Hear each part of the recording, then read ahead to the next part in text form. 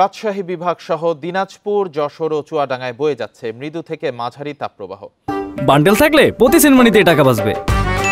বিকাশ send money bundle কিনে জিতুন প্রতি লেনদেনে।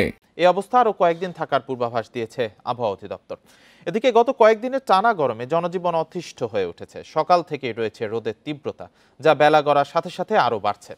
জরুরি প্রয়োজনে যারা বাইরে বের হয়েছেন পড়েছেন বিপাকে। আবহাওয়া অধিদপ্তর জানিয়েছে, তাপপ্রবাহের মধ্যেই আজ রংপুর, ময়মনসিংহ ও সিলেট বিভাগের দু একটি জায়গায় বজ্রসহ বৃষ্টি হতে পারে।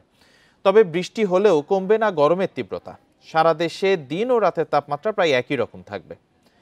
ভোর ৬টা পর্যন্ত গত ২৪ ঘন্টায় দেশের সর্বোচ্চ তাপমাত্রা রেকর্ড করা হয় রাজশাহীতে ৩৯ ডিগ্রি সেলসিয়াস।